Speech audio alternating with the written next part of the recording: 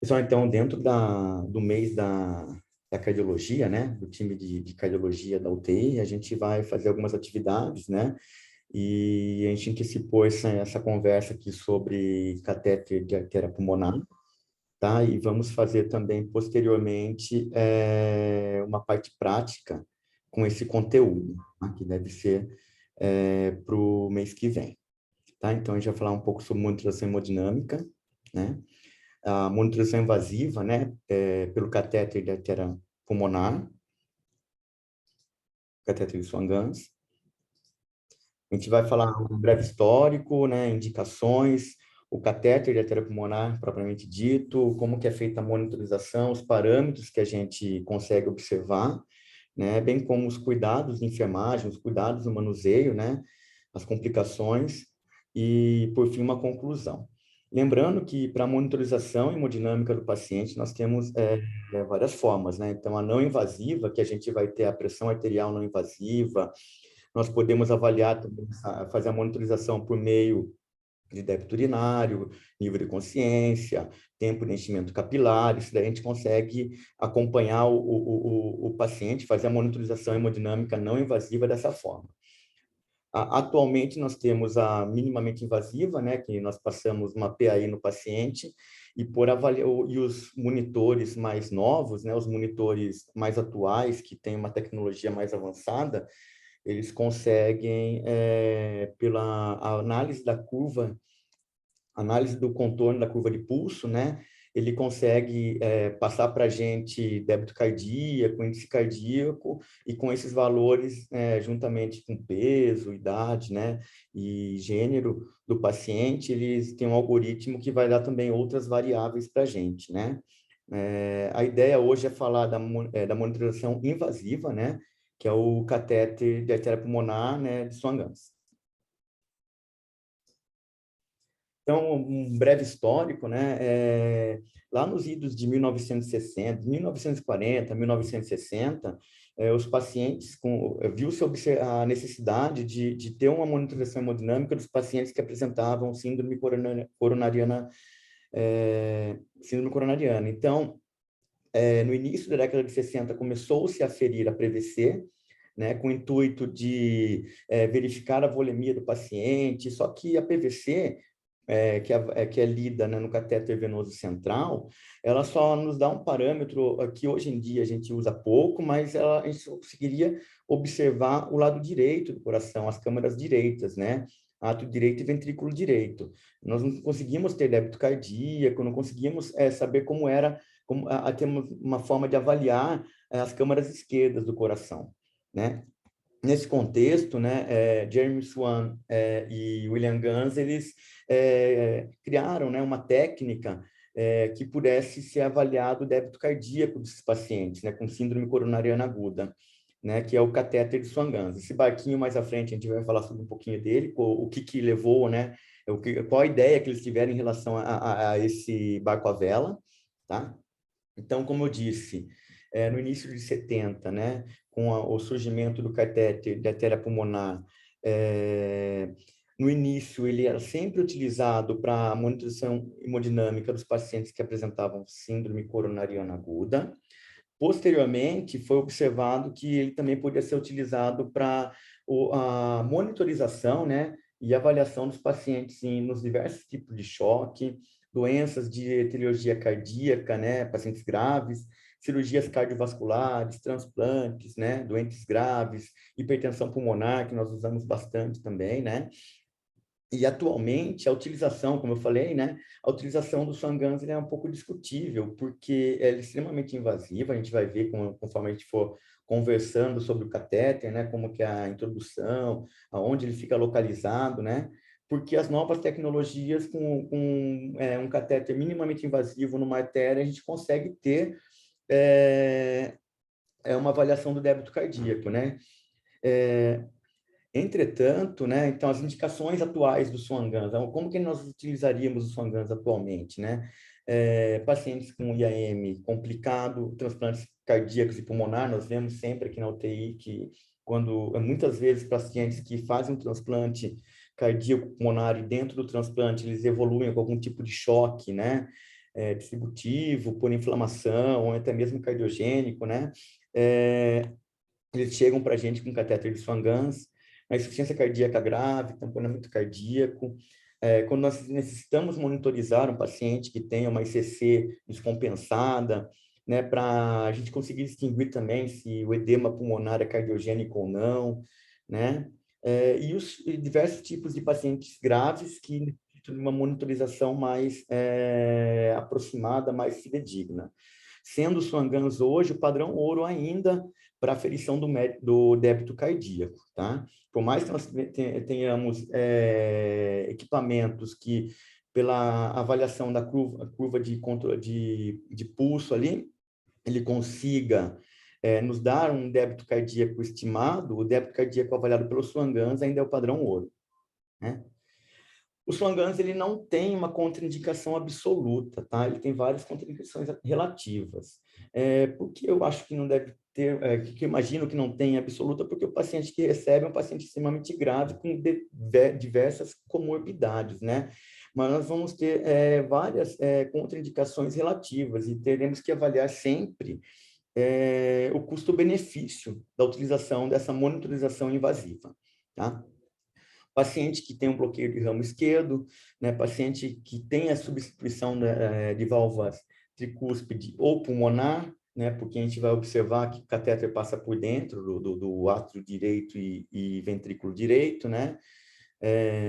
Presença de eletrodo de marca-passo também, que tenha afixado ali no miocárdio, falta de conhecimento clínico, né, e adequado infraestrutura, né, porque não adianta eu passar um catéter de Swan-Ganz, monitorizar esse paciente, ter a pressão de artéria pulmonar, ter uma pressão venosa central, mas não ter um hemocir para estar verificando o débito cardíaco, ou então, se eu tenho esses equipamentos, eu não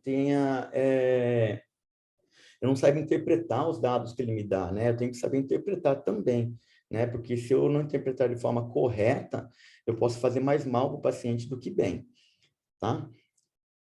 Aqui é só uma tabela com as especificações da maioria dos catéteres, né? Lembrando que nós temos vários modelos de catéter, né?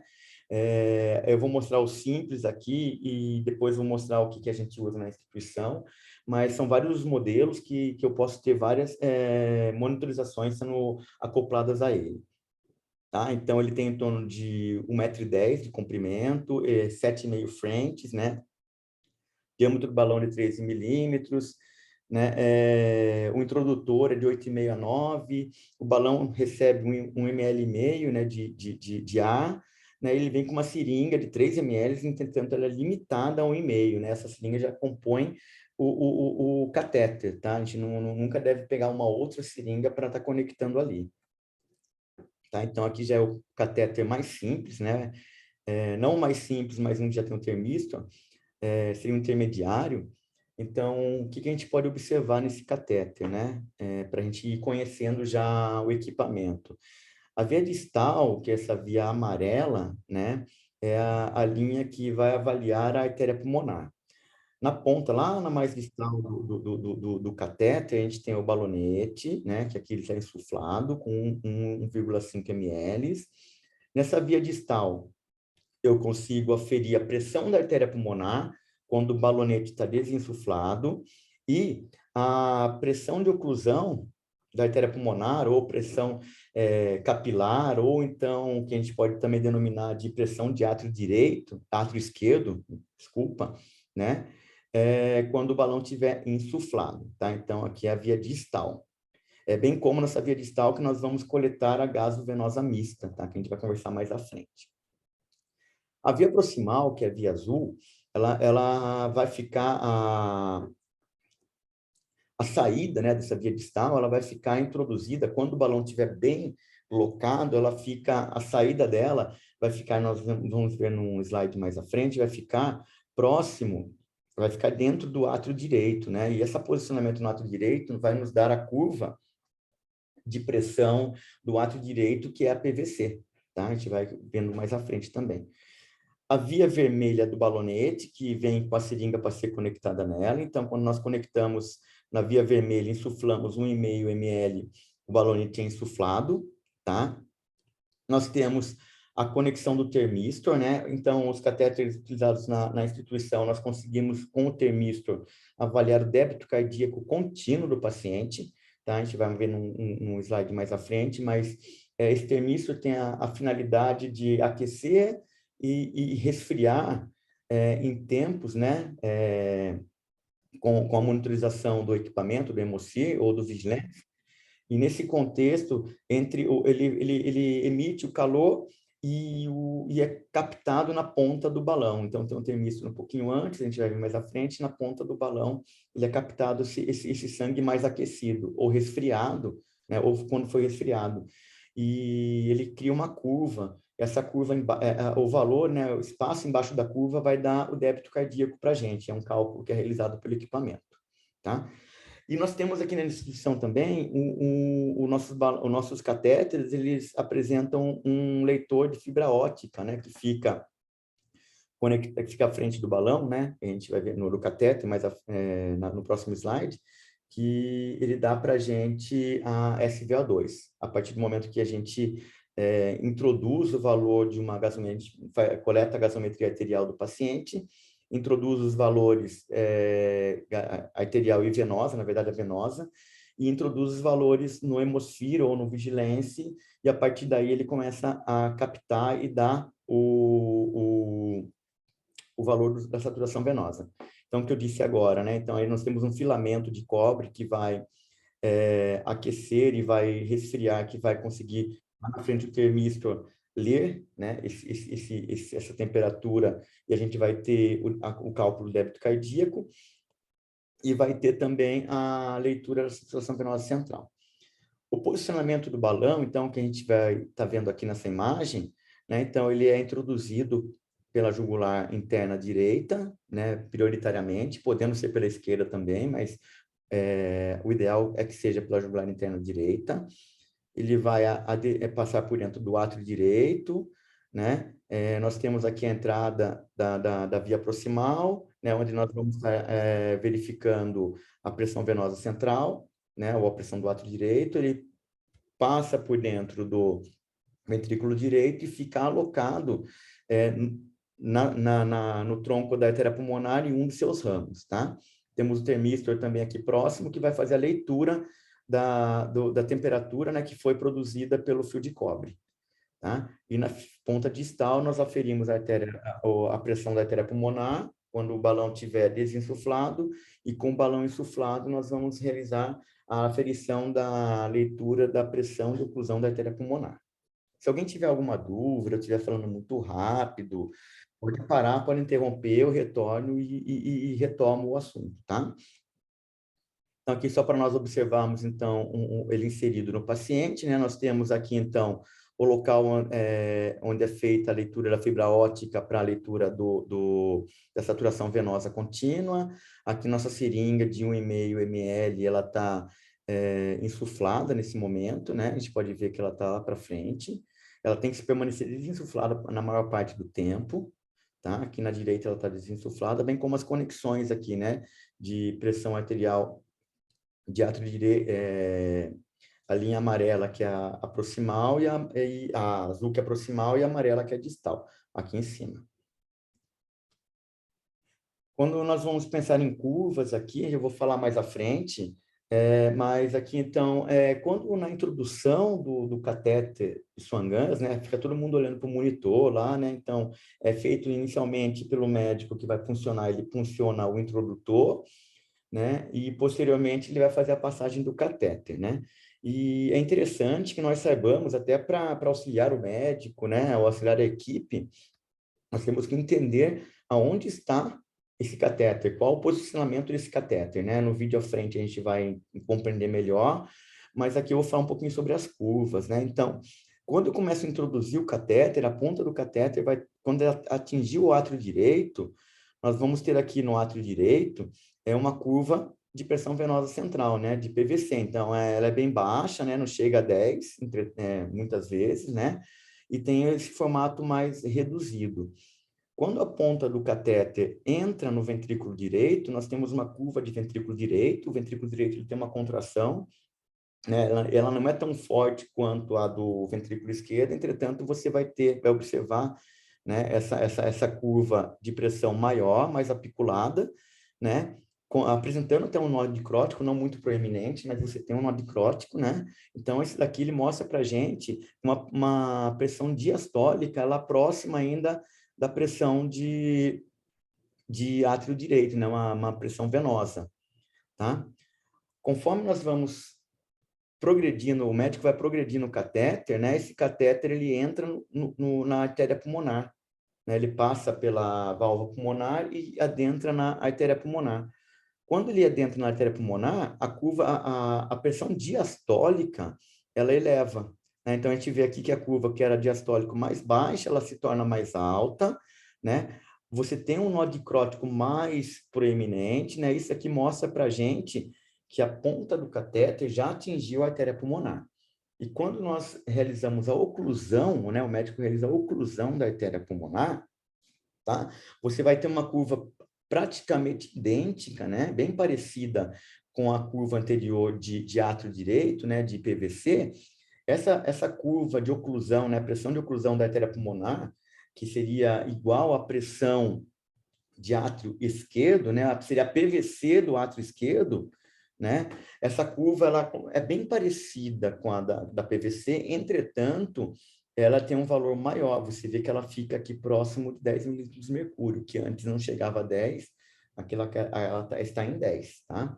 Aqui eu tenho já na linha amarela uma pressão de átrio de artéria pulmonar, né? O balão está desinsuflado, e embaixo uma PVC. Esse balão está bem alocado, né? Então eu tenho realmente a ponta do balão na artéria pulmonar, a ponta do catéter na artéria pulmonar, e a parte da linha proximal dentro do átrio direito. Esse aqui é um vídeo que a gente vai pausando para verificar como que é a progressão do balão para ficar mais fácil, tudo que eu falei agora. Tá? Vamos lá, então. Se alguém tiver dúvida, pode perguntar. Fiquem à vontade. Então, aqui tem a conexão da seringa, certo? Na ponta do nosso balão, né, do nosso catéter já está dentro do átrio direito, então nós teríamos uma curva de átrio direito, tá, no monitor. A gente vai começar a ver as curvas, certo? Então é insuflado o balonete, certo? E temos uma curva de átrio direito. O que é interessante saber? Como eu comentei lá na frente, no início, sobre o barquinho, o barco à vela. Qual que foi a ideia dos médicos, né? Swan e Gans, né? Eles queriam alocar a ponta do catéter na artéria pulmonar.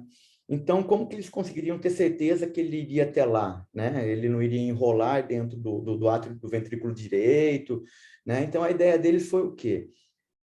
Eles introduziam o catéter até o átrio direito e tinham uma curva de átrio direito, porque eles já conheciam a curva da PVC, né? Eles já tinham esse catéter venoso central alocado próximo ao PVC, próximo ao átrio direito. Mas como que eles iam fazer que a ponta desse catéter ficasse na artéria pulmonar, né? Garantir isso. Então, eles pensaram no barco à vela. Nesse momento, o que acontece? Então, é introduzido o catéter até a obtenção de uma curva de átrio direito, que seria a curva da PVC, e insuflado esse balão. Esse balonete insuflado, o fluxo sanguíneo, né? Ele vai conduzir como se for, esse balonete fica como se fosse uma vela de um barco à vela.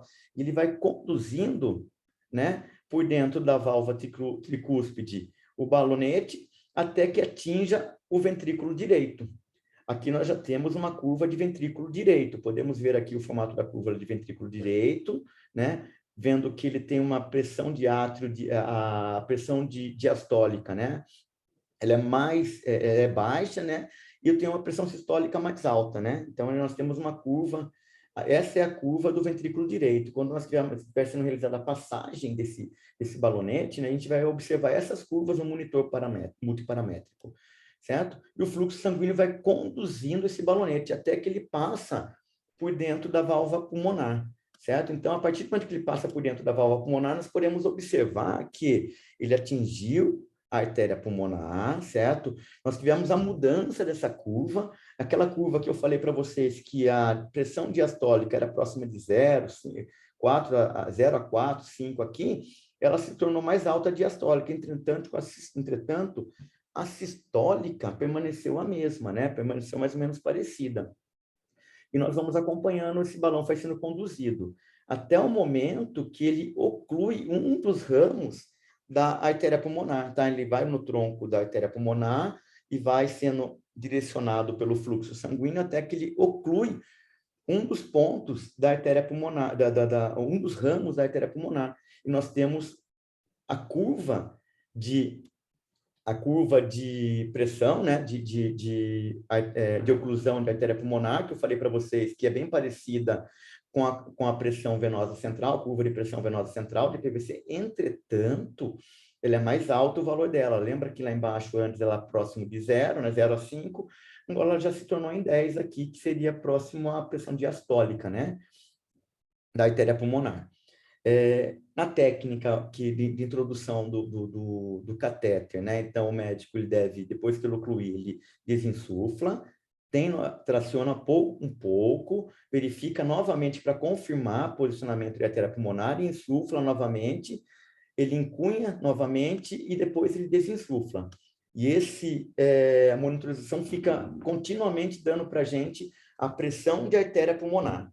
Certo? Quando tiver necessidade de pensar na pressão de oclusão, nós vamos insuflar esse balonete. Tá? Mas em que local? E não esse balonete, né, o catéter, ele tem que ficar posicionado na zona 3 de West, no pulmão. Vou explicar para vocês o porquê e qual é essa zona. Tá? Então, sempre, eu não posso introduzir o balonete e ver que esse balonete ficou em qualquer posição, porque eu tenho interferências também nas pressões. Como é bem complexo, então, mais à frente, a gente vai começar, eu vou falar agora, mas mais à frente, a gente vai conseguir verificar em outros slides, tá? Para complementar o raciocínio.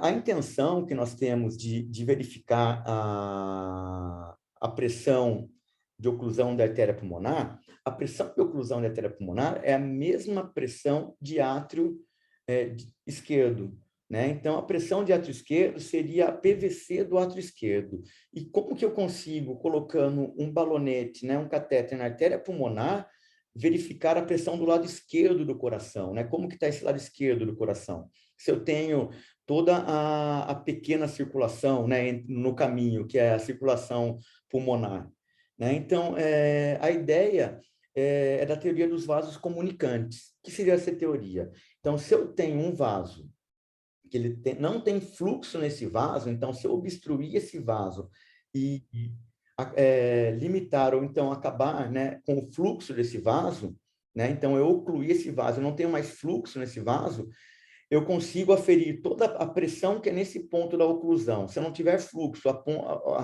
a pressão de todas as câmeras posteriores a esse vaso é a mesma da oclusão desse vaso.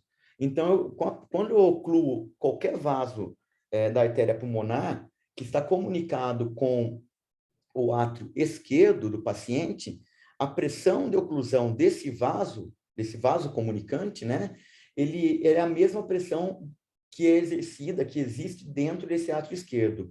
Foi dessa forma que Swan-Ganz pensaram em como observar o lado esquerdo do coração, tá? E obter valores desse lado esquerdo do coração, tá? Então, e por que essa oclusão tem que ocorrer na zona 3 de West, que é essa zona mais baixa? Então, o pulmão, ele é dividido em 3 zonas, né? A zona 1, que é mais superior, a zona 2, que é a zona média, e a zona 3, que é a zona mais inferior.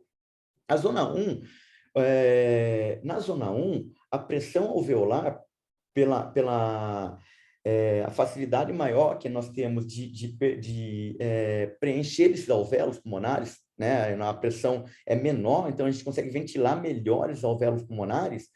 A pressão alveolar, como a gente vê aqui, ela é maior que a pressão da artéria pulmonar e a pressão venosa também, certo? Então, ela é maior, então ela influi, ela interfere na pressão que vai ser aferida pelo catéter, certo? Quando eu ocluir esse vaso na zona de West 1.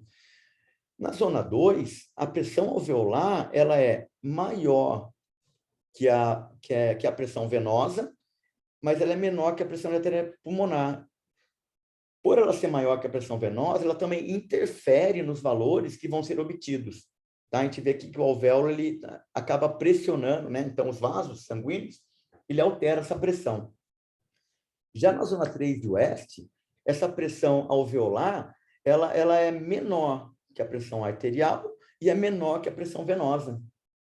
Então, ela não interfere nas pressões que vão ser aferidas pelo catéter. Né? Quando eu ocluo esse catéter, eu tenho um vaso que ele se comunica diretamente com o meu átrio esquerdo, certo?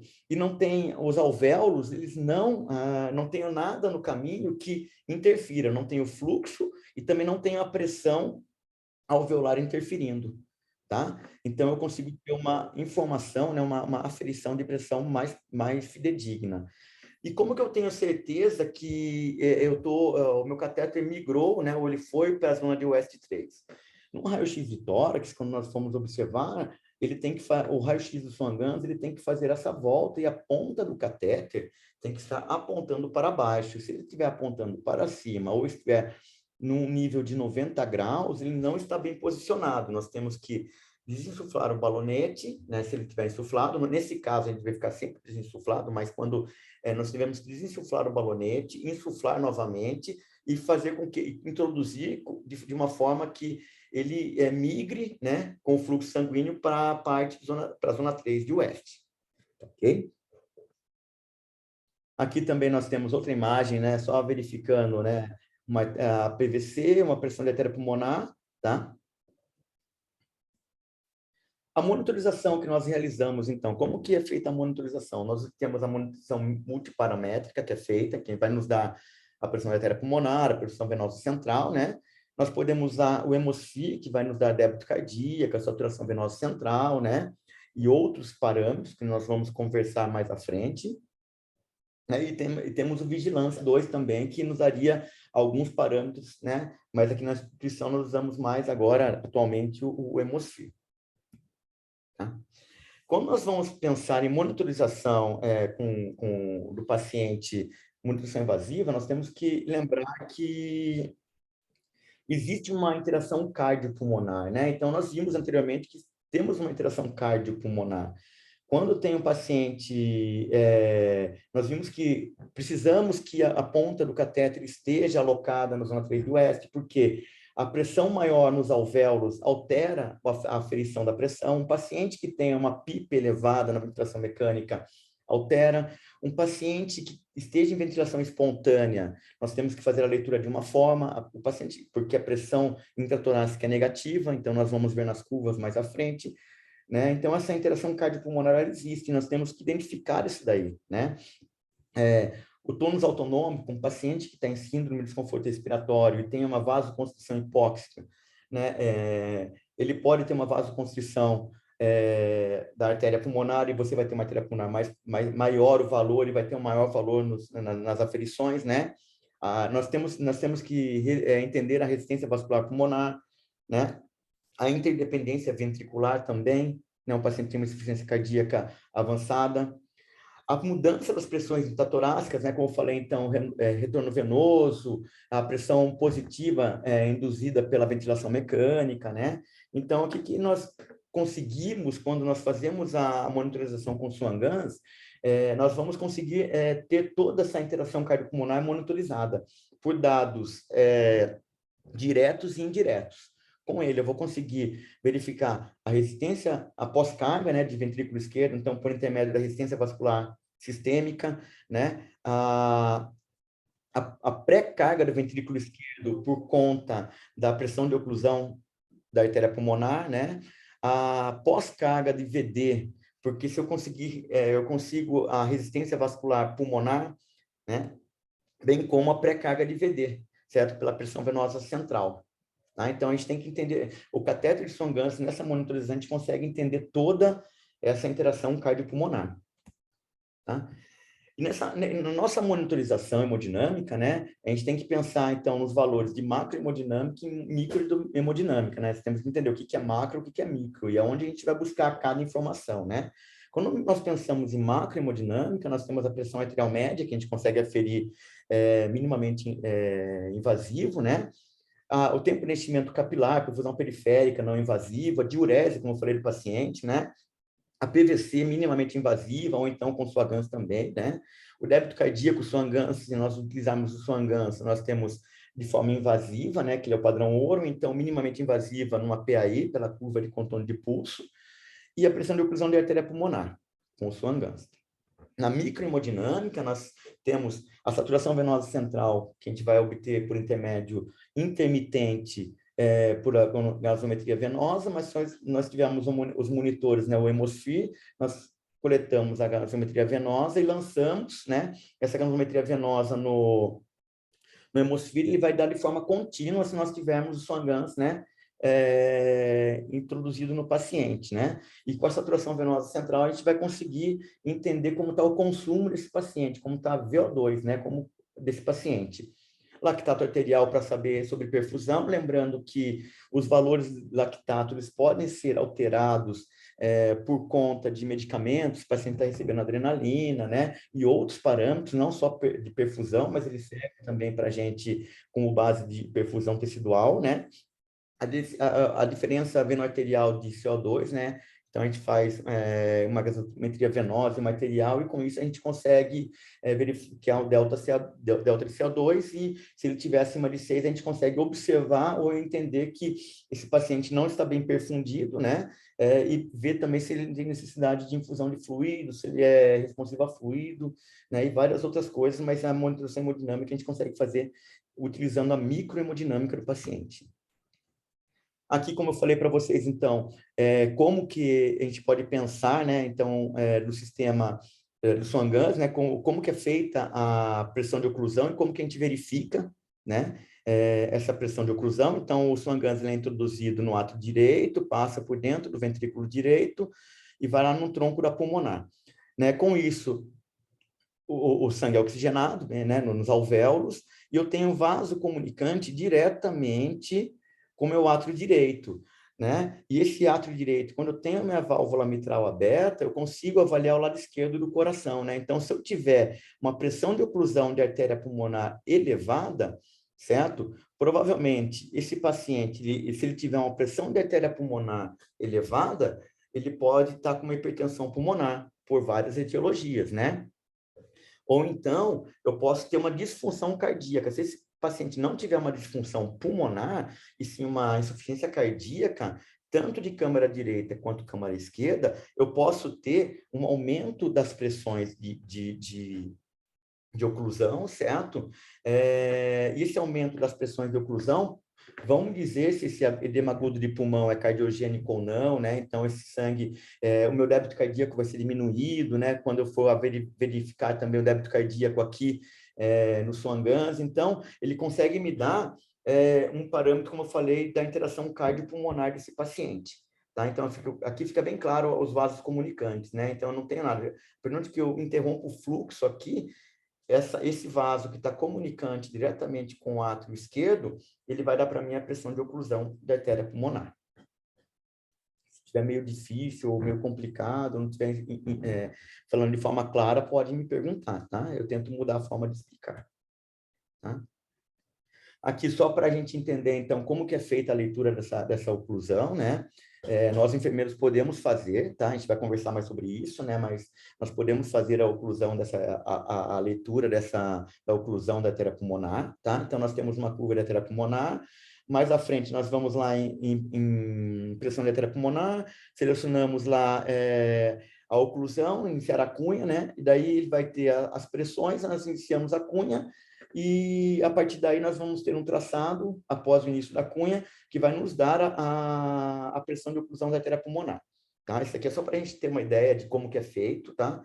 Agora, nesse próximo slide, a gente vai explicar no paciente em ventilação espontânea ou ventilação mecânica, tá? Então, esse gráfico aqui seria basicamente como que nós iríamos aferir, né, a pressão de oclusão da artéria pulmonar no nosso monitor, tá? Sempre nós devemos aferir essa pressão na expiração. Por quê? Na expiração, como eu falei para vocês, as pressões intratorácicas, lembrando que o coração é uma câmara, né? Ele tem 4 câmaras que dentro dele nós temos as pressões que são geradas pela contração cardíaca, certo? Só que esse coração, ele está dentro da caixa torácica, né? E dentro da caixa torácica nós temos o pulmão. E as pressões intratorácicas são negativas se o paciente estiver em ventilação espontânea.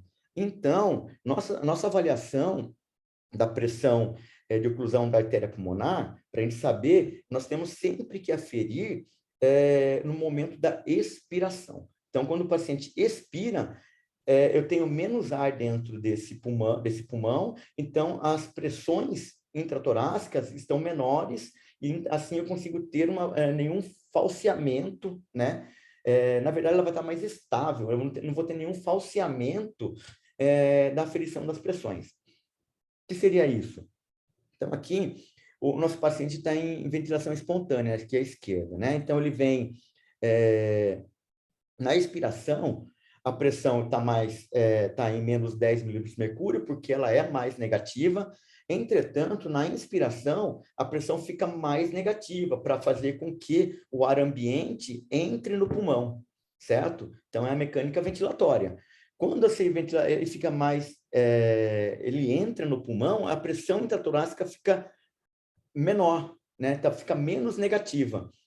E eu vou ter uma alteração. Então, nesse contexto, quando eu tiver essas curvas, né, quando eu fizer a leitura da oclusão, eu vou ter que fazer a leitura na expiração. Então, vai ser na parte inferior das linhas que estão acima, que é a expiração. Eu vou colocar meu cursor nessa parte inferior delas, onde tiver o maior das linhas, a maior das curvas estiverem batendo, né? E vou fazer a leitura no nosso monitor. Tá? Lembrando que a gente não deve usar a leitura do monitor que ele dá para a gente, né? Quando você faz lá o cálculo, normalmente ele não dá uma leitura adequada, tá? Então, a gente tem que fazer dessa forma. Quando eu tenho um paciente em pressão positiva, né? Quando eu tenho um paciente que está em pressão positiva na ventilação mecânica, é o contrário, né? Então, eu venho meu paciente, eu tenho a pressão que seria a mais estável ali no tórax, né? Quando eu tenho uma pressão positiva, o ventilador joga uma pressão positiva dentro desse pulmão, as minhas pressões internas, né, da caixa torácica vão aumentar, e se eu fizer a leitura nessa parte superior, eu vou estar superestimando os valores, né? E no caso da ventilação espontânea, se eu fizer na leitura na parte inferior aqui, quando está na inspiração, eu vou estar subestimando os valores. Então, sempre eu tenho que fazer se tiver em ventilação espontânea, eu não pego a linha mais baixa, eu pego a linha, né, superior, e se eu tiver em ventilação mecânica, eu pego a linha inferior, para eu ter sempre o valor da pressão mais fidedigna, tá? Porque as pressões intratorácicas vão interferir na leitura. Então, a pressão de oclusão da artéria pulmonar, né? A oclusão do ramo da artéria pulmonar isola, como eu falei, a extremidade do catéter, né? A frente. Então, essa coluna estática faz com que a ligação até o átrio esquerdo me dê a pressão, né? De oclusão, que vai ser a mesma pressão de átrio esquerdo, tá? É uma medida indireta, certo? E tem a mesma morfologia da pressão venosa central, sendo que a gente, nas curvas, a gente vê que ela é um pouco acima, né? Os valores delas são um pouco acima, né? A pressão, como eu falei anteriormente, no final da expiração, tanto em ventilação espontânea quanto em ventilação mecânica, né? Só que a gente tem que identificar sempre, né, se o paciente está em ventilação mecânica ou espontânea para saber qual é das curvas que eu vou usar, por conta da interação cardiopulmonar, tá? Os valores baixos de pressão de oclusão, as causas, né, de valores baixos são as mesmas de uma pressão de átrio direito ou de uma PVC baixa, né, hipovolemia, geralmente, né, seria relacionada a um valor mais baixo, tá? Um valor mais alto, como eu falei para vocês, vai ser por conta de uma hipervolemia, que se relacionaria, né, o paciente está numa disfunção de ventrículo esquerdo, então ele não tem como, ele não ejeta, né, esse sangue no ventrículo esquerdo e represa todo a montante, né, a retaguarda, então ele vai ter uma disfunção de VE que vai fazer com que aumente as pressões de átrio esquerdo, tanto disfunção sistólica como diastôlica, né? Ele não tem esvaziamento, né, do ato esquerdo por conta de uma estenose mitral, regurgitação mitral, tamponamento cardíaco, que vai limitar, né, a diástole desse ventrículo esquerdo, né? Uma pericardite, né? Ou então a pressão intratorácica positiva, como eu falei para vocês. Então, se eu tiver uma pressão positiva, uma pressão muito alta no ventilador, eu posso também ter um falseamento na minha pressão de oclusão da artéria pulmonar, bem como também uma PIP mais alta. Tá? Falando um pouco, então, sobre débito cardíaco agora, né? Porque a gente falou sobre as pressões ali, né? As aferições. A gente falar um pouco sobre débito cardíaco. Depois a gente vai voltar também nas pressões, sobre os parâmetros todos que a gente calcula com a aferição. Por que eu quero uma pressão de ato esquerdo, né? O que eu vou fazer com isso? Mas para a gente falar um pouquinho de débito cardíaco aqui, o Swan-Ganz, ele é o padrão ouro na aferição de débito cardíaco, né? A partir do o que é o débito cardíaco? Então, seria o volume de sangue que o coração ejeta, né, em 1 minuto. E quando eu pego esse débito cardíaco e relaciono ele com a superfície corpórea do paciente, eu vou ter o índice cardíaco, né? Então, meu débito cardíaco normalmente é de 4 a 8 e o índice cardíaco é de 2,5 a 4, né? Litros por minuto por metro quadrado. Né? Então, eu relaciono isso com a superfície corpórea do paciente. Tá? E para que o débito cardíaco interessa para a gente? Né? Assim, como nós temos débito cardíaco, eu consigo fazer a monitorização da oferta de oxigênio, de como eu estou ofertando oxigênio para esse tecido. Né? Como que esse paciente está recebendo, qual é o delivery de oxigênio para os tecidos, né? Para os órgãos e tecidos, né? Bem como eu consigo, com esses valores, calcular, quando eu tenho a saturação venosa, né? Uma gasovenosa, eu consigo calcular também o consumo desse paciente, quanto que ele está consumindo, né? Então, assim, débito cardíaco, e aonde que eu vou agir para corrigir, né? Eu tenho um paciente que está em choque, né? Ele tem um choque, tem um lactato alto, tem uma perfusão inadequada, tá? Mas qual a etiologia desse choque, né? Qual a etiologia? Mas o que eu tenho que corrigir? Eu tenho que fazer aporte para 2, eu tenho que dar hemoglobina, eu tenho que fazer com que eu tenha um fluxo maior para esse paciente, né? Então, com isso eu vou entendendo, né? Então, o DO2, o que seria a oferta de oxigênio? Eu tenho um DO2, será que o DO2 desse paciente está baixo? Estou ofertando pouco oxigênio para esse tecido? Eu vou observar. Qual que é o débito cardíaco desse paciente? O débito cardíaco desse paciente não é 4, um débito cardíaco de 3,5, de 3. Como que eu vou corrigir, né, esse débito cardíaco? Daí a gente vai ver, esse coração é uma insuficiência cardíaca, então ele não tem contratilidade, né? O índice cardíaco é baixo desse paciente. Então, o que eu vou fazer? Vou entrar com dobutamina e vou aumentar a contratilidade desse paciente para fazer com que ele tenha... Porque a contratilidade vai aumentar, né? O débito, né? Ou então, o meu volume sistólico, né? Ele está hipovolêmico. Será que se eu der volume para esse paciente, esse aumento do volume sistólico vai aumentar o meu débito, né? Que a gente sabe que o débito cardíaco é a frequência cardíaca mais o volume sistólico. Então, será que ele precisa de volume? Será que ele precisa de contratilidade? Então, com isso, eu consigo atuar no meu débito cardíaco. Eu aumentando meu débito cardíaco de 3 para 4, eu estou melhorando, né, a perfusão desse paciente. Não, mas o meu débito cardíaco é de 4, esse paciente continua com lactato alto, né? A perfusão periférica está diminuída, eu não consigo resolver esse choque. Eu vou ver o meu exame laboratorial, ele tem um HB baixo, o HB dele é baixo. Ele tem um HB de 7. Tá, então, imaginando que, né, o sangue, ele carrega o oxigênio para os tecidos. Como que ele carrega o oxigênio para os tecidos? Por meio da hemoglobina. Cada hemoglobina carrega 4 moléculas de oxigênio. Tá? Então, a maior quantidade de oxigênio que é ofertada para os tecidos é por intermédio da hemoglobina. O oxigênio que é dissolvido no plasma, que é a PaO2, ele é irrisório para o cálculo da oferta de oxigênio para os tecidos, é irrisório. Então, eu observo que o HB do meu paciente, no paciente crítico aqui nós pensamos em 8, né? O nosso normal 12 a 13, às vezes chegando até 15, né? Mas um paciente crítico aqui, pelo menos na instituição, a gente trabalha com em torno de 8, ele tem um HB de 7. Se eu pegar esse HB de 7 e fizer essa continha com uma saturação normal que ele tem, uma saturação de 99%, 98%, eu vou fazer essa conta, esse HB baixo vai fazer com que o meu conteúdo arterial de oxigênio seja baixo. Como eu falei para vocês, a PO2 é irrisória. Se multiplicar um valor de uma PO2 por 0,0031, é um valor irrisório, não vai fazer diferença. Então, será que se eu corrigir esse HB e jogar esse HB para 8, 8,5, eu vou com certeza melhorar o meu conteúdo arterial de oxigênio e, no final, esse conteúdo arterial de oxigênio vezes o meu débito cardíaco que está otimizado, vou dar uma oferta maior de oxigênio para os tecidos, né? Então, essa é a ideia que eu vou trabalhar com a monitorização hemodinâmica desse paciente, né? Lembrando que o Swan-Ganz é o padrão ouro para nos dar o débito cardíaco do paciente, tá?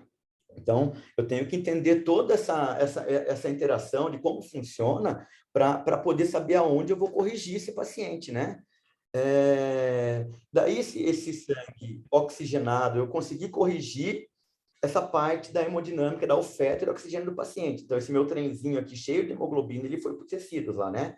Eu tenho uma demanda tecidual, né? Tem um paciente que está em choque séptico, com um consumo elevado de oxigênio, né? Nos tecidos ali por conta da sepsis, né? Eu não tenho o meu consumo aumentou demais, né? E eu tenho um retorno, né?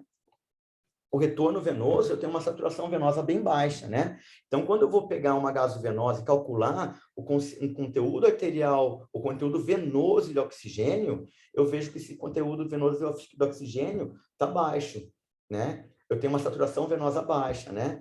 E daí, quando eu tenho essa saturação venosa baixa, se eu for calcular esse conteúdo com uma HB normal, esse conteúdo venoso vai ser baixo. Eu subtraio, então, né? Na verdade, está um X aqui, mas, na verdade, eu vou subtrair o conteúdo arterial de oxigênio pelo conteúdo venoso, e eu vou ter um valor que eu vou multiplicar pelo débito cardíaco. Esse valor vai ser meu VO2, é o meu consumo de oxigênio, tá? E o que acontece? O meu consumo de oxigênio tem que ser em torno de 25% do meu débito, né, da minha oferta, tá? Porque a partir daí, então, uma saturação venosa, ela tem que ser em torno de 65 a 70, né? Porque se eu tiver uma saturação venosa menor que isso, né, eu vou começar a ter a produção de lactato, né? Então, né, o metabolismo vai deixar de ser aeróbico, né, com a oferta de O2 para se tornar anaeróbico, né? Então, eu vou ter que tratar lá em cima no meu DO2 para ver se eu melhoro a oferta. Mas como eu já corrigi a oferta, eu posso tentar corrigir o consumo. E como que eu vou corrigir o consumo desse paciente? A demanda metabólica desse paciente, como que eu vou fazer isso, né? Então, eu consigo sedando esse paciente, então a gente vai ver mais à frente que o metabolismo neurológico do paciente, no paciente normal, o nosso metabolismo neurológico é o que mais consome no corpo, é a parte neurológica, e depois vem a parte abdominal. Num paciente em sepsis, num paciente em choque, isso se inverte, né? A parte abdominal, os órgãos sistêmicos, os órgãos abdominais ali, eles vão consumir muito mais por conta da sepsis, porque as células elas vão deixar de ter um metabolismo aeróbico e vão ter anaeróbico e vão consumir mais do que está chegando para eles. Tá? Então, eu posso, primeiramente, sedar esse paciente, então eu diminuo o metabolismo neurológico desse paciente, eu posso curarizar esse paciente, então o metabolismo muscular desse paciente vai ser diminuído, né? Se minha saturação venosa, minha saturação arterial estiver baixa, eu posso aumentar a oxigenação desse paciente, né? Para diminuir o metabolismo, se o paciente tiver febre, eu posso tratar a febre, tratar a temperatura desse paciente, trazendo ele para uma normotermia, tá? Então, em vez de tratar a oferta, eu vou tratar o consumo desse paciente. Mas para a gente poder tratar o consumo, eu também vou precisar do débito cardíaco para fazer essa conta aqui. Tá? Então, a gente tem que entender essa parte de oferta e consumo sempre, e também colocando outras variáveis para saber aonde é que eu vou agir nesse paciente para retirar esse paciente de choque. Tá? Aqui, como eu falei para vocês, então, saturação venosa mista, né? Eu tenho que ter um consumo de oxigênio, então, quando eu oferto oxigênio para esse paciente, eu vou verificar essa saturação venosa mista, eu tenho que ter nessa saturação um valor entre 60% a 80%. Normalmente, a gente espera 70%, né? Que seria, eu precisaria de 20% a 25% de consumo. tá? Se eu chegar em 50% de consumo, eu começo a ter a produção de lactato, né? E essa produção de lactato, quanto maior o lactato, maior é a gravidade e é mais relacionado com o pior desfecho do paciente.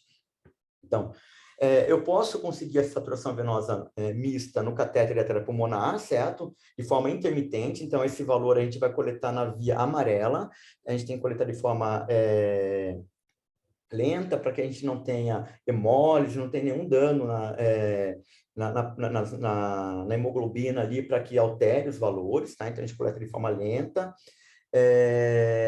Essa saturação venosa vai nos dar um valor. Esse valor, quando nós temos o HB do paciente, nós inserimos todos os dados do paciente no Hemosfio, nós colocamos o valor da saturação venosa e o Hemosfio vai nos dar para a gente, né, por intermédio do catéter de Swan-Ganz, toda a saturação venosa de forma contínua, tá? De forma contínua. Lembrando que sempre que nós estamos usando o Swan-Ganz com a Hemosfio, a cada vez que nós coletarmos a saturação venosa, nós temos que ir lá e atualizar os valores de HB, HT e a saturação venosa, para que ele sempre esteja atualizado e ele vai fazer uma calibração para que nós tenhamos os valores mais fidedignos de forma contínua, tá? Aqui, quando a gente vai pensar, então, em que eu falei de saturação venosa mista, né? Por que a saturação venosa mista?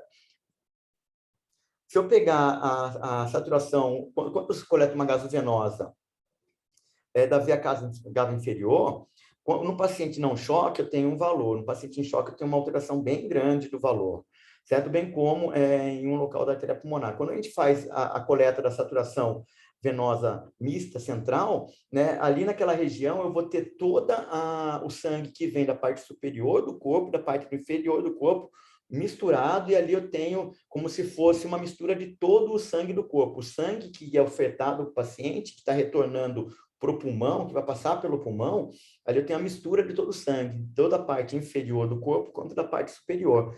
E em estudos já mostraram para a gente que essa saturação venosa, tanto no paciente que não está em choque, como no paciente em choque, ele se mantém estável, então é um valor mais fidedigno, tá?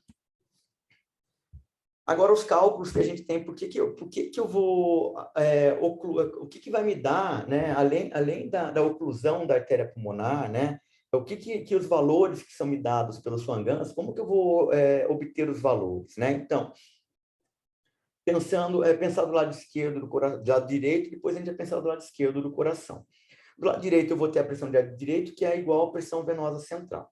A pressão venosa central vai me dizer, né, sempre se o paciente está hipervolêmico, né, ou então, se ela tiver muito... A pressão venosa central não é muito fidedigna, tá? Porque ela tem muitas variáveis que vão alterar ela, né? Como eu já falei anteriormente, a pressão intratorácica vai variar, ela vai se tornar maior, né? Uma coisa que a gente pode levar para a vida que, se eu tiver uma pressão venosa central alta, ela é patológica. A gente pode ter uma ideia que alguma coisa está acontecendo de forma patológica, certo? Então, ele pode ter uma hipertensão pulmonar, ele pode ter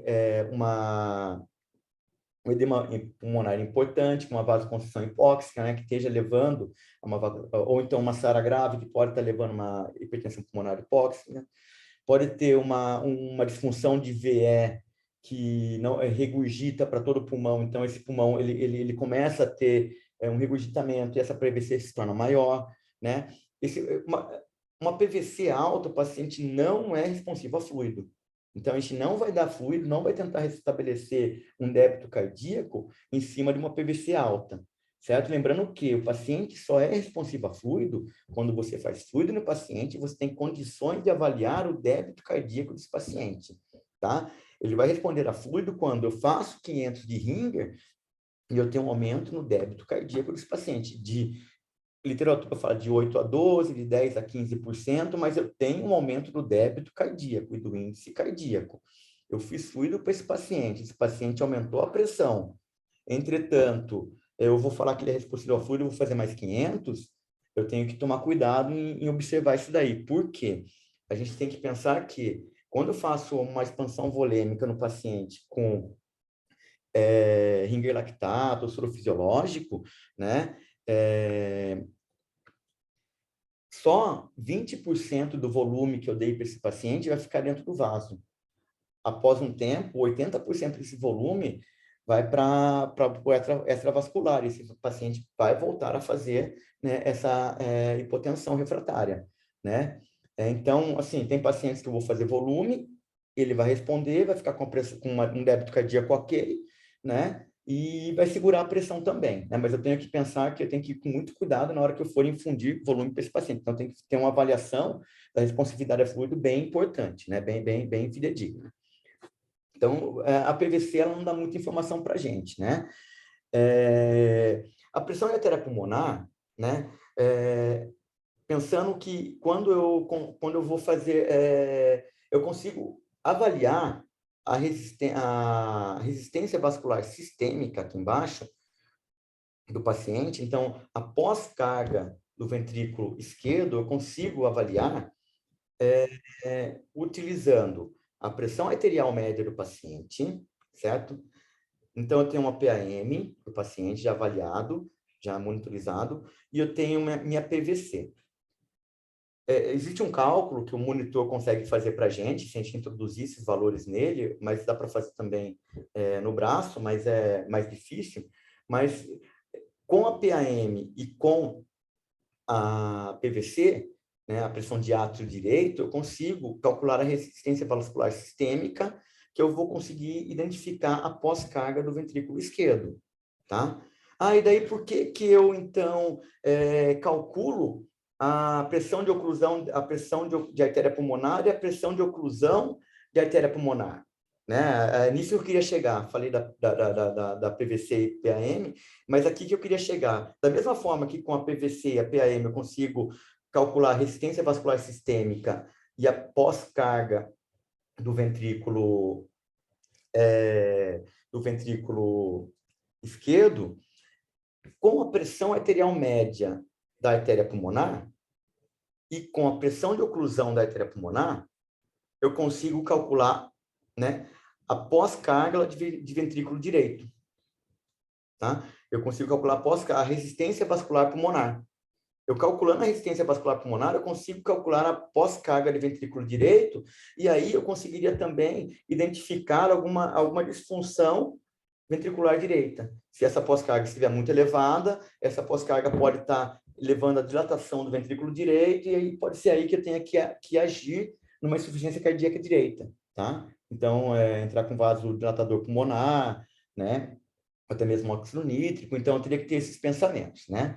E com a pressão de oclusão da artéria pulmonar, eu consigo, se ela estiver muito elevada, e eu consigo também, no momento da abertura da válvula mitral, eu consigo aferir a pressão diastólica final do ventrículo esquerdo. Com isso, eu também consigo entender se esse ventrículo esquerdo está se enchendo completamente, né? Qual a disfunção cardíaca, diastólica ou sistólica? Esse ventrículo esquerdo ele não dilata para entrar volume sanguíneo suficiente para ter um débito cardíaco efetivo, ou então esse volume, esse ventrículo esquerdo, ele não contrai, né? Não tem uma sístole adequada para ejetar esse sangue. Qual é o tipo de insuficiência cardíaca que eu tenho nesse paciente? Tá? Então, como eu falei, essa monitorização ela dá medidas hemodinâmicas diretas, tá? Que são PAD, pressão de artéria pulmonar, todas elas, né? Tanto sistólica, diastólica, oclusão, saturação venosa, débito e índice cardíaco. E com esses valores, o monitor consegue calcular, ou o monitor ou a gente de forma no braço aqui, se quiser também utilizar, nós conseguimos ter também, calcular essas medidas indiretas, né? Índice de volume sistólico, né? Índice de resistência vascular sistêmica, pulmonar, né? Trabalho cardíaco, né? Então, a gente consegue avaliar tudo isso daí, tá? Uma forma importante também que essa monitorização consegue dar para a gente é a gente identificar o tipo do choque que a gente está à frente, né? Muitos choques a gente já sabe, o paciente já traz um histórico para a gente, mas se gerar algum tipo de dúvida, a gente consegue, por meio da monitorização, identificar mais ou menos qual o tipo de choque e qual a terapêutica adequada para o tipo de choque. Então, se eu pegar um choque séptico, né? Um choque distributivo, né? eu vou ter uma pressão venosa central diminuída, né? Porque eu vou ter não uma hipovolemia, mas eu vou ter, pelo mecanismo da sepse, eu vou ter uma vasodilatação sistêmica, né? Com disfunção mitocondrial, né? Que vai ter um consumo maior de oxigênio. E, assim, eu vou ter, com essa vasodilatação, o líquido passa para o terceiro espaço. Então, eu vou ter uma PVC diminuída, uma pressão arterial pulmonar normal diminuída, a pressão de oclusão é diminuída, a resistência vascular sistêmica é diminuída pela vasodilatação, né? Pela sepse, pelo choque séptico, na verdade, né? E a resistência vascular pulmonar pode ser normal ou diminuída. Entretanto, o meu débito cardíaco é aumentado. Por quê?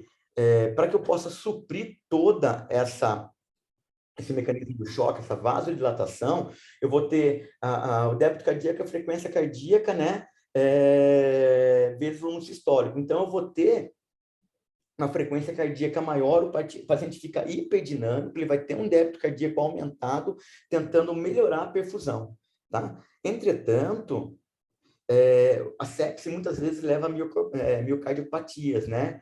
Relacionadas à sepse. Então, esse débito cardíaco também pode ser diminuído mais numa fase tardia. Tá? Então, um paciente em choque séptico ele pode evoluir tardiamente para um débito cardíaco diminuído. O perfil hemodinâmico do choque, eu vou ter uma PVC, é bem parecido também, eu vou ter uma PVC diminuída, eu vou ter pela hipovolemia, pela diminuição do volume intravascular, né? Eu vou ter uma PVC diminuída, pressão arterial pulmonar diminuída, a pressão de oclusão diminuída, a resistência vascular sistêmica é aumentada, certo? Para que eu mantenha uma pressão mínima, né? Então, os vasos, as artérias, elas vão fazer vasoconstrição para que eu tenha uma pressão adaptada ou mantida, né? Para que eu consiga ter uma perfusão periférica. A resistência vascular pulmonar é normal ou aumentada, também por conta da tentativa de perfusão, tá? Entretanto, o meu débito cardíaco é diminuído pela hipovolemia, tá? Então, nesse caso, dar volume, dar sangue ou tratar o choque, né? Eu vou estar pela hipovolemia, pela diminuição do volume intravascular, eu vou ter esse débito cardíaco diminuído também. Tá? Lembrando que essas observações são tanto para o choque hemorrágico, né? A pessoa que está sangrando, ou teve um trauma, bem como para a desidratação, né? Outros tipos de etiologia de choque hipovolêmico. O choque neurogênico ele é bem parecido com o choque séptico, né? O distributivo, né? Porque muitas vezes você vai ter uma lesão que vai fazer uma vasodilatação das arteríolas, né? Então, esse choque neurogênico ele vai vasodilatar toda a periferia, né? E com a vasodilatação da periferia, o continente, né? O espaço se torna maior e o volume que eu tenho intravascular é o mesmo, entretanto, ele fica pouco para a quantidade que ele tem que compensar, né? Pelo diâmetro das artérias, né? Que estão ali, que foram vasodilatadas por conta do choque neurogênico, né? Então, eu vou ter tudo diminuído também, PVC, PAP, a oclusão a sistêmica e a periférica pode ser normal ou diminuída, a pulmonar, desculpa. Entretanto, eu vou ter o débito cardíaco aumentado para compensação. O que se torna diferente do choque séptico? Nesse caso, no choque neurogênico, eu não tenho disfunção de órgãos, né? No choque séptico, o meu paciente tem disfunção de órgãos, né? Ele vai ter lactato, então eu vou ter alterações na macrohemodinâmica. Então, eu vou ter uma PAM menor, né? Eu vou ter a macrohemodinâmica alterada. Entretanto, a minha microhemodinâmica, ela pode estar preservada. No início, ela vai estar preservada. Tá? Ele não vai ter disfunção orgânicas, né? Mas a macrohemodinâmica, eu vou ter alterações. Tá? E no choque cardiogênico clássico, né? Então, eu vou ter uma PVC normal ou aumentada por conta da função ventricular das câmaras esquerdas, né? A pressão arterial pulmonar pode ser normal ou aumentada se esse paciente tiver uma hipertensão pulmonar, ou então se tiver um edema agudo de pulmão, já relacionado a uma hipertensão, uma insuficiência cardíaca, né, refratária ou avançada. A pressão de oclusão da artéria pulmonar é aumentada por conta desse problema de câmaras esquerdas. Resistência vascular pulmonar normal aumentado, o débito cardíaco desse paciente é diminuído, né, muitas vezes por conta do próprio problema do choque cardiogênico, do problema cardíaco que ele tem. Chegando na parte do manuseio, pessoal, como que é o manuseio? Quais complicações que a gente pode ter associada ao catéter, né? Então, associado ao acesso vascular, propriamente dito, acesso ao posicionamento do catéter e a permanência do catéter, tá? É muito comum nós termos arritmias, né, no catéter, na passagem do catéter, ou até mesmo quando a gente vai retirar o catéter. Então, na introdução e na retirada, é frequente que nós tenhamos arritmias, né? Extrasístole, taquicardia, fibrilação, bloqueio transitório do ramo direito, né? E muitas vezes, quando o paciente já tem um bloqueio atrioventricular, o bloqueio de ramo esquerdo, ele pode evoluir para um bloqueio AV, né, total. Então, a gente tem sempre que estar de olho. É interessante, sempre que na passagem do catéter, bem como na retirada do catéter, nós temos o carro de parada fácil, né, de fácil acesso, para caso o paciente apresente uma arritmia e ele tem essa arritmia sustentada e tem uma parada cardiorrespiratória decorrente dessa arritmia sustentada, a gente consiga intervir. Tá? Então, as complicações da cateterização. Na inserção, as mesmas complicações da inserção de um catéter venoso central, tá? As mesmas, né? E a gente coloca um mau posicionamento do catéter também. Quando a gente vai posicionar o catéter da artéria pulmonar, como eu falei, então as arritmias durante a passagem do catéter por dentro do átrio direito e ventrículo direito, as lesões que ele pode causar nessas estruturas, né? Trauma vascular, o trauma cardíaco, o mau posicionamento. Então, se eu não coloquei esse catéter na artéria pulmonar, ele ficou dentro do meu ventrículo direito. Se ele ficar tocando, né, no miocárdio ali dentro, ele vai causar uma lesão no miocárdio. Essa lesão pode levar a uma fibrilação, uma fibrilação cardíaca, posteriormente a uma parada cardiorrespiratória, tá? E uma lesão valvar, porque ele passa dentro da válvula tricúspide da pulmonar. Então, se eu tenho um paciente que tenha uma troca de válvula aórtica, uma troca de válvula pulmonar, entendeu? Sei lá, uma reconstrução de válvula tricúspide, um problema valvar qualquer, não é uma contraindicação, mas eu tenho que avaliar o custo-benefício da passagem desse catéter. E o nó no catéter, caso ele se enrole dentro do ventrículo direito. Na permanência, eu posso ter arritmia, infecção, todas, né, as alterações que podem ser relacionadas à permanência, né, em termos de infecção, endocardite, pela posição dele, infarto pulmonar, né, pelo tempo que eu deixei, se esse catéter acabou ficando muito encunhado, ou se alguém em algum momento esqueceu esse balonete insuflado, né? Rotura da artéria pulmonar, se estiver muito encunhado e eu insuflar o balonete num vaso muito estreito, que tem algum tipo já de aneurisma, eu posso estar causando uma rotura, né, embolia gasosa, interpretação incorreta dos dados, né? Se eu interpretar de forma incorreta, eu vou tomar uma conduta incorreta também, né? E rotura do VD. Na retirada do catéter, como eu falei, arritmia, porque eu estou trazendo o catéter por dentro do coração, né? Lesões estruturais, o nó nesse catéter, né? Embolia gasosa e rotura do catéter.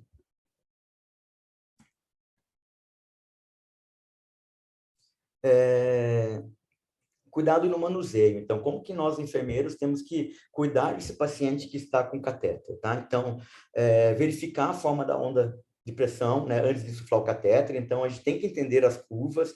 Nós temos que entender as curvas para poder dar o melhor cuidado para esse paciente, porque muitas vezes os valores e as curvas são interpretadas por alguém da equipe médica de forma errônea, e como nós temos o tempo todo ao lado do paciente, nós temos temos que ter condição de corrigir e, como equipe multi, né, assessorar. A gente nunca vai insuflar o balão além do volume máximo, né, que é 1,5, que já é a seringa que vem com balão, certo? Lembrando que sempre essa seringa tem que estar fechada, essa linha vermelha ela não pode estar alinhada, e o êmbolo tem que estar tracionado, para ter certeza que a ponta, o balonete não está insuflado, certo? Eu só vou insuflar o balonete, né? E fechar isso daqui no momento da aferição da pressão de oclusão. Terminei, eu desinsuflo e travo. Muitas vezes profissionais vêm fazer essa cunha do balão, né? E deixam ele aberto. A qualquer mobilização, esse balão pode insuflar e permanecer insuflado.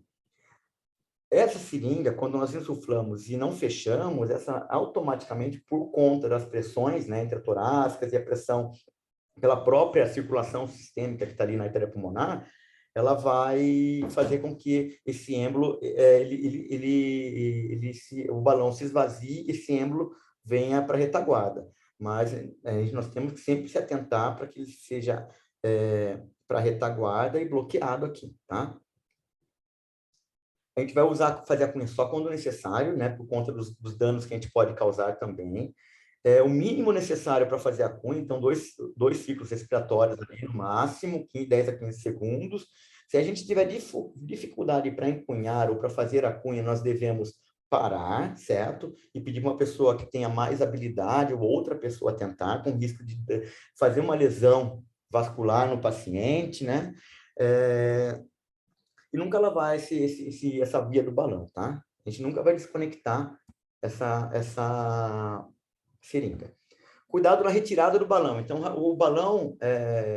o catéter de artéria pulmonar, ele é o enfermeiro que retira, tá? Então, a gente nunca vai retirar esse catéter com balão insuflado, tá?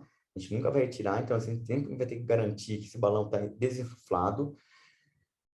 A técnica de retirada é a mesma de qualquer catéter venoso central, então nós vamos seguir o protocolo institucional para retirada, tá? Lembrando que a gente primeiramente tira o catéter da artéria pulmonar e posteriormente nós vamos tirar o introdutor, tá? Nós temos sempre que no momento que nós formos retirar, sacar esse catéter, monitor multiparamétrico voltado para a gente de frente para o monitor, tracionando de forma lenta, certo? Observando a frequência cardíaca ali, se esse paciente não vai fazer uma taquicardia, não vai fazer uma arritmia, né? Se esse paciente fizer uma taquicardia ventricular ou uma FV, né? Muitas vezes ele também faz uma FV. Nós paramos de tracionar e observamos se ele sustenta ou não, né? Temos que ter sempre esse carrinho de parada próximo, caso ele evolua para uma arritmia e acabe mantendo essa arritmia, sustentando, né? Conforme nós vamos retirando, nós temos que saber interpretar as curvas também ali, né? Porque é interessante a gente saber onde está a ponta desse catéter, né? Para retirar com maior segurança, né? Se apresentar resistência, a gente não deve tracionar, que muitas vezes ele pode ter causado um nó dentro do átrio, dentro do ventrículo, de acordo com a curva que nós observarmos, nós vamos saber onde está a ponta e qual local, né? Sempre solicitar uma avaliação médica e raios de tórax para verificar o posicionamento desse catéter, tá? Terminamos, então, como conclusão, né? O catéter de artéria pulmonar deve ser encarado somente como uma ferramenta que fornece informação sobre o estado hemodinâmico do paciente. Ele não é um tratamento, e sim, ele vai nos dar informações para que a gente direcione a melhor forma de tratar esse paciente, né? E o benefício vai depender da indicação precisa, né? Será o que eu quero para esse paciente? O que eu tenho que monitorizar, né? A técnica de uso adequado, a interpretação correta das variáveis hemodinâmicas. Se eu não interpretar de forma correta, eu não vou conseguir tratar, né? E com isso, se eu indicar de forma correta, fazer o uso correto e conseguir interpretar, eu vou com certeza conseguir uma terapêutica eficaz e segura para o paciente, tá? Lembrando que é uma monitorização extremamente invasiva, tá? Essas são as referências que eu utilizei para a gente estar conversando, tá? E estou à disposição aqui agora.